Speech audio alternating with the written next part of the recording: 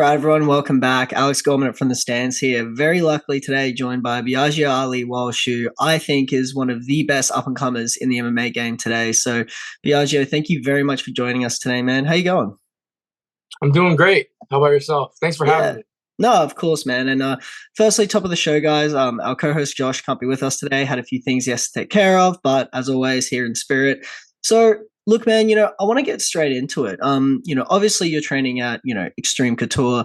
That's a gym that we've spoken to a lot, and we've interviewed a lot of their fighters and coaches. So, Mhm. I was wondering for you specifically, how has Extreme Couture helped you develop as a fighter? Is it that you just click with the coaches really well? Is it the training environment? How have they helped you develop? You nailed it right on the head right there. It's the environment, the coaching, the love and support that you get from all the teammates. Extreme Couture is such a great gym, and a lot of the guys that I work with are very, very high level fighters. So, when you're in the gym twice a day, every day, and you're working with these guys that are such high level, you naturally adapt to that. You can't soar with the eagles if you're hanging with pigeons, right? So, and I believe that. So, yeah, I think just the environment, the work ethic.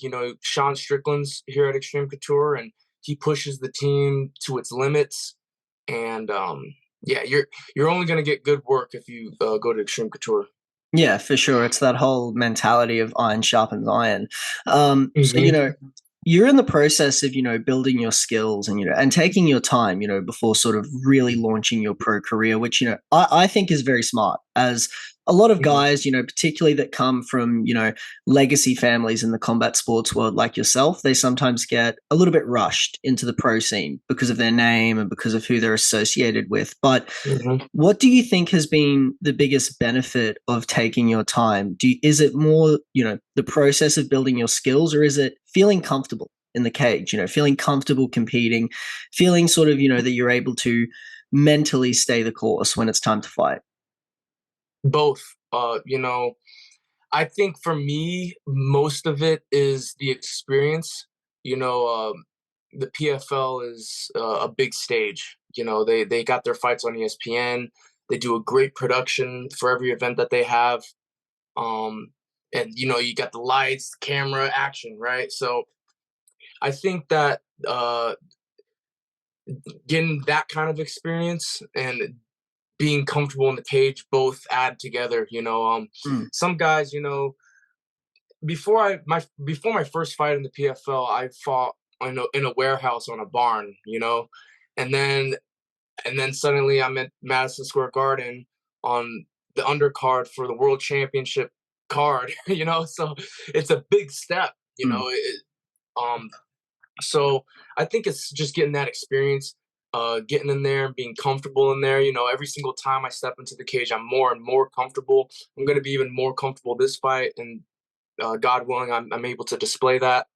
Um, yeah, that's what it's all about, and I'm just so grateful and just blessed that I even have this opportunity. As an amateur to be able to get this kind of experience, it's completely priceless. It's a once in a lifetime opportunity, and any opponent as an amateur right now in my amateur career who signed the dotted line to fight me is also, whether they win or lose, they're also getting that 10 years worth of experience of the big show, so um yeah, it's a journey, it's a learning journey, and I'm just the main goal is to just improve each and every time. Yeah, definitely. So, yeah, actually, taking you back to sort of mid last year, when you sort of had your first loss, which it's not to focus on a negative, but since then you've gone on a Mhm. 5-fight win streak, which is absolutely incredible, at the amateur level. And I wanted to kind of know, what was it about that loss that sort of really helped you in terms of going on that 5-fight win streak? Was it sort of did it allow you to evaluate your training a little bit? Was it something mentally that you needed to shift going into your fights? How did that loss sort of help you develop? Well, first, I don't even think it's negative. I don't think losing is negative. I think Agree. everything is perception. Everything is how you see things, and On my belief, I believe that everything happens by God's allowing and God's plan and His will. So to me, that first loss wasn't a negative. In fact, it was a positive. And I think the biggest thing I learned from that fight was just to be more patient and calm. You know, when you're in that cage for the first time ever, you're gonna have those first fight jitters. You're gonna kind of hold your breath a little bit when you're throwing, and you're gonna gas out. Yeah, that adrenaline From dump those is jitters and real. anxiety. Exactly. So, and that's exactly what happened to me. You know, I was beating the guy up, but I gassed out, and he ended up taking my back and choking me out. But yeah, at the fight after that, I was super calm. It was kind of like freaking going to the grocery store, you know. Mm. And my coach helps me a lot with that kind of mindset that a fight is like it's normal. It's a normal thing, you know. Even yesterday, I was thinking about it because before a fight, you're always trying to mentally like get yourself ready. You're trying to use mental strategies to cope with handling the pressure. And last night, I was just thinking, I'm like, you know what, like the fighting, like the event of a fight is kind of like going to a pool party. Yeah. it's Yeah, like yeah, going yeah. to it's like going to a pool party and the host of the party says, you get in your underwear or your swim trunks and fight for us. And then we'll pick two others and then two others. Because yeah, you know, at a pool party, everybody's drinking, Yeah, yeah, socializing, yeah. having fun. And at an event, at a fighting event, people are doing the exact same thing. So I was just thinking about it yesterday. I'm like, going like a fighting event is kind of like just going to a pool party. Yeah. Yeah, it's really like 5% of like the work that you guys actually do all year round in terms of the training and the hmm recovery and everything else. So, hmm I wanted to know, obviously, your grandfather, Muhammad Ali, one of the most influential combat sports stars, of all time. And I wanted to know, what inspiration do you draw from his legacy as you move through your MMA career and you look to also establish your own name and you look to establish your own legacy in combat sports? Yeah, the biggest inspiration for me is who he was as a person. You know, he was so strong and convicted in his beliefs. He was ambitious. You know, he was the world's most famous person at some point, and he never said no to an autograph. Um, never said no to a picture or a hug. You know, people would hand them their kid, and he'd kiss them on the cheek. They'd take pictures, and he'd talk to them. You know, that's why he was the people's champ, is because of that stuff. And he did nothing but just spread love. And I think that for me is the most inspiring thing. You know, fighting, it comes and goes. You're in for a certain amount of time, and then you're done. But when nowadays you see celebrities, they're very arrogant, they're kind of cocky, they think that their shit doesn't stink. They they don't say yes to pictures, or Mm, they'll sign an autograph and then tell the guy, don't sell my autograph, don't sell my autograph. Like, who knows, what if that guy is trying to go sell your autograph to pay his rent? Like, yeah. you never know, right? So nowadays people are just a little bit too big-headed, and my Mm, grandfather, being who he was at the status that he was never big-headed like that. He was always a man of the people. And for me, that is what inspires me more than anything, more than he mm, did boxing, anything else. yeah.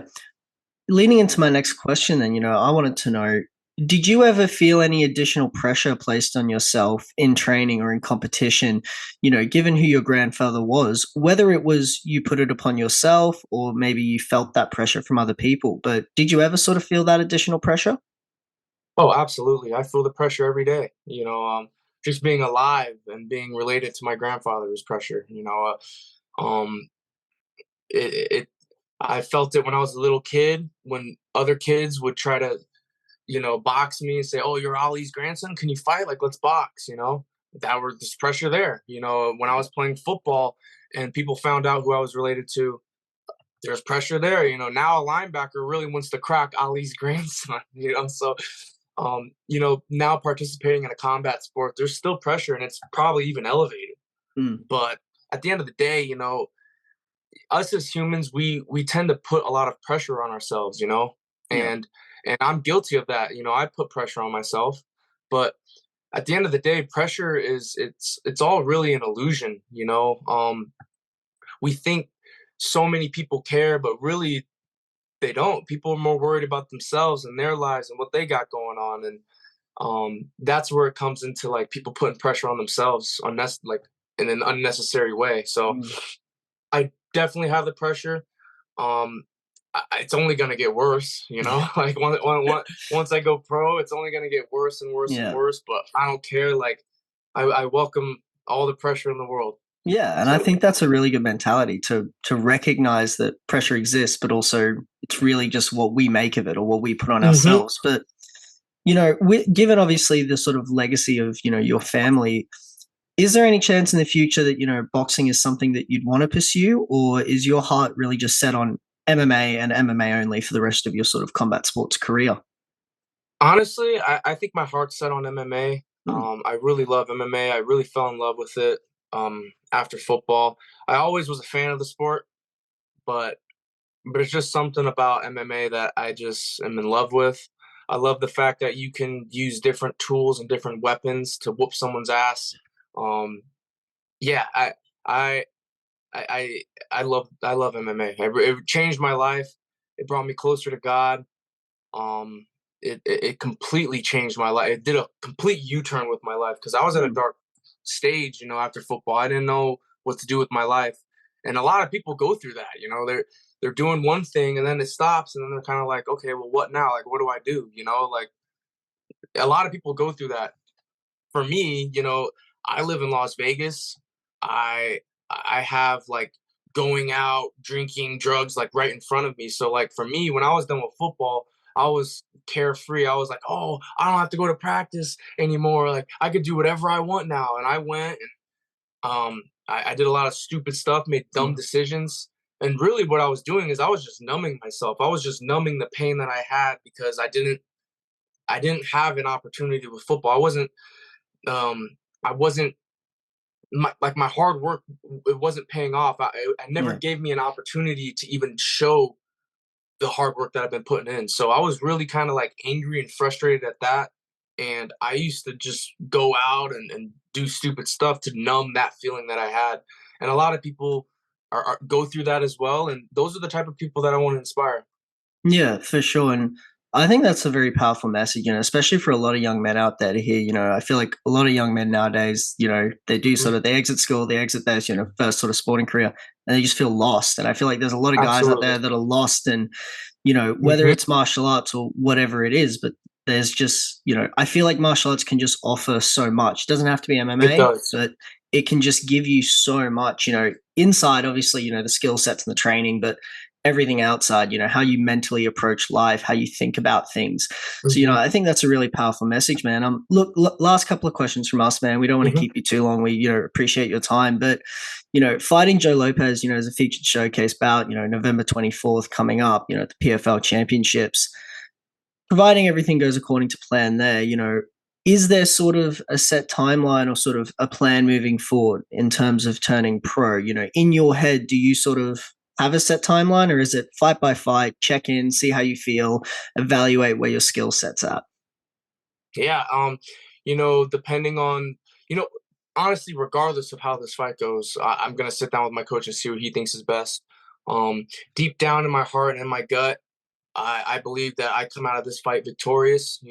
That's only if it's part of God's plan. And I'll sit down with my coach, and I think I'll be ready to go pro. God willing, if that happens and I come out victorious, I'll be ready to go pro. I'll go pro next year. For sure.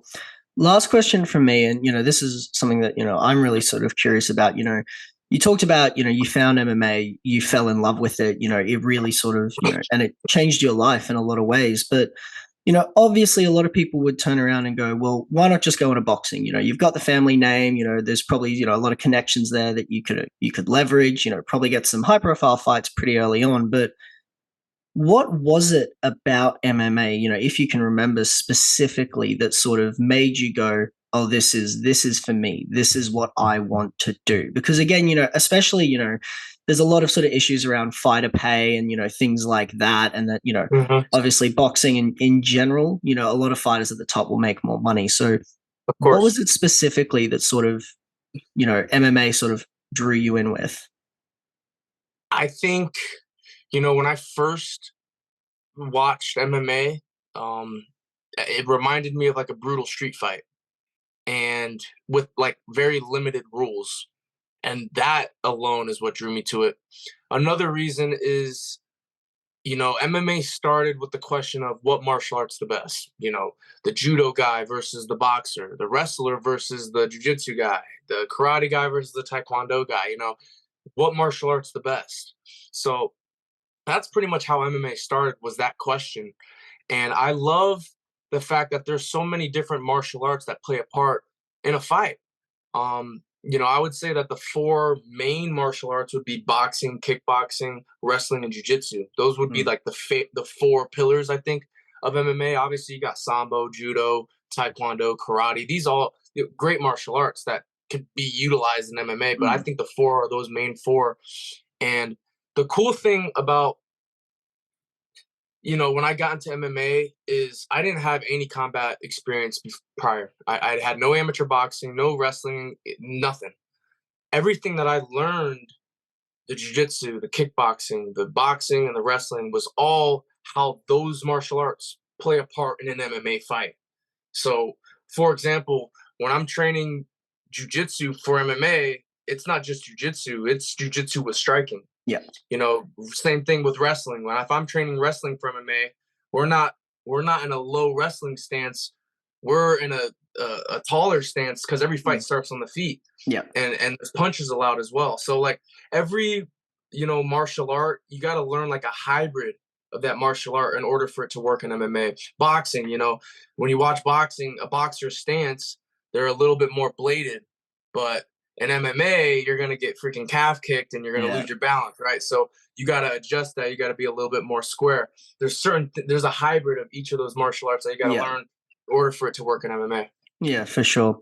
Biagio, thank you very much for joining us today, man. We really appreciate it. We're Thank you. wishing you all the best for November 24th. I know that we're all going to be tuning in to see. And, I think there's really incredible things to, come along in your career, man. So thank you so much for Thank joining you, man. us. That means the world to me. I thank you so much. Awesome. Thank you, man. Have a good one.